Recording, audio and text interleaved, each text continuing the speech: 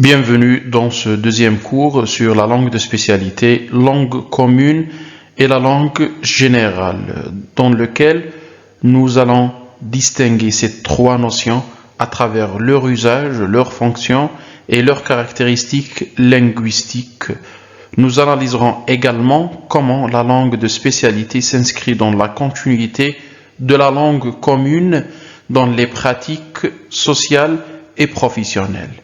Il est important de saisir ces notions pour pouvoir comprendre le mécanisme de la démarche FOSS, FOU et FLP.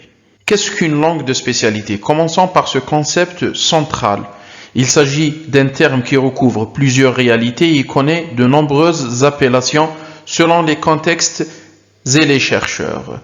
Une langue de spécialité pourrait être appelée vocabulaire scientifique, jargon professionnel, terminologie, langue spécialisée ou langue de spécialité d'un domaine particulier. Exemple, chaque médecin, chaque ingénieur, avocat ou même plombier utilise une terminologie qui lui est propre pour communiquer avec ses collègues et ses pairs. C'est ça donc une langue de spécialité du point de vue linguistique et sociolinguistique. Selon Maria Teresa Cabré, une chercheuse espagnole, les langues de spécialité sont les instruments de base de la communication entre les spécialistes.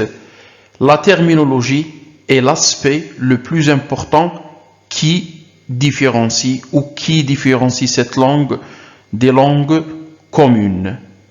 La chercheuse met l'accent sur un point crucial. Les langues de spécialité sont d'abord des outils de communication entre experts ou spécialistes du même domaine. Pour saisir la notion, il faut séparer le bon grain de l'ivraie. Ce qui est et n'est pas une langue de spécialité. Ce n'est pas une langue de spécialité, une langue qui soit distincte de langue ordinaire ou langue commune ou même langue générale. La langue de spécialité, c'est un ensemble de caractéristiques lexicales, syntaxiques, discursives d'une langue utilisée par la même communauté professionnelle ou par les mêmes spécialistes ou individus d'une communauté professionnelle ou scientifique, dont l'objectif est la précision et d'éviter toute ambiguïté qui pourrait empêcher ou entraver la communication. Examinons trois définitions fondatrices françaises qui nous aident à cerner ce concept. Commençons par la première qui a été donnée par Gallisson et Coste en 1976, à travers laquelle il qualifie les langues de spécialité comme étant des langues utilisées dans des situations de communication, qu'elles soient orales ou écrites, qui impliquent la transmission d'une information relevant d'un champ d'expérience particulier. Quant à Jean Dubois, il la qualifie d'un sous-système linguistique. Et pour ce qui est de l'EURA, il qualifie la langue de spécialité comme étant une langue naturelle qui soit un vecteur de connaissances spécialisées. De ces trois définitions, nous retenons que les langues de spécialité sont des langues naturelles qui permettent de transmettre des connaissances ou communiquer dans un domaine bien défini. Ce schéma, cette cible ou ce visuel montre bel et bien la progression du général au spécifique. Chaque cercle correspond à un degré supplémentaire de spécialisation. Plus on va vers le centre, plus c'est contextualisé, c'est fonctionnel et c'est adapté aux besoins des apprenants ou de la spécialité ou du domaine. Le passage de l'extérieur vers le centre représente une spécialisation progressive. Plus c'est central, plus c'est adapté à un contexte précis et défini. Nous remarquons donc que les langues de spécialité se placent juste après les langues sur objectif général ou les langues générales. Et après la langue de spécialité viennent les langues sur objectif spécifique universitaire ou professionnel. Une langue de spécialité se reconnaît à 3 paliers. D'abord par son vocabulaire spécialisé ou sa terminologie qui se résume dans le jargon du domaine. Puis par ses particularités linguistiques ou par les structures grammaticales, lexicales et syntaxiques spécifiques.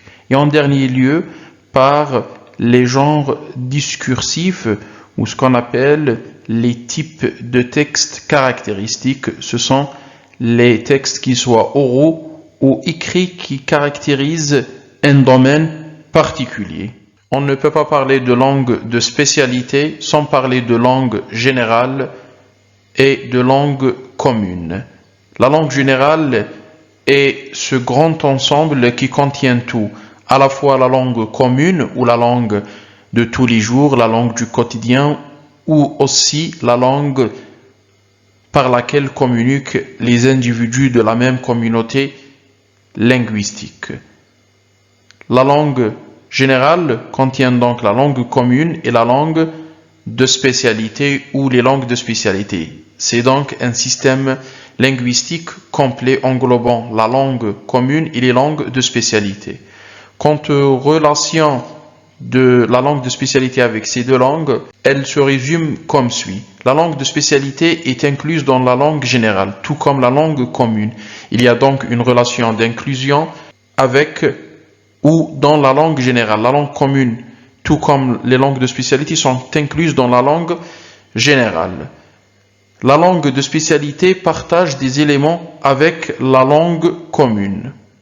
Pour résumer, la langue de spécialité est un usage spécifique à un domaine, différent de la langue commune par sa technicité, mais faisant partie du même système linguistique global qui est la langue générale. Rappelons que la langue commune et les langues de spécialité sont incluses dans la langue générale.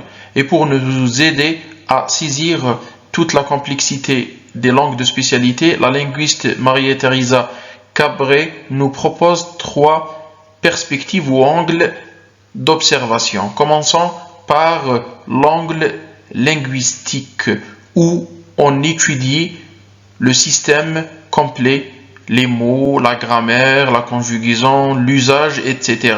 Puis l'angle variationnel dans lequel on observe comment la langue générale s'adapte aux situations de communication propres à des domaines particuliers.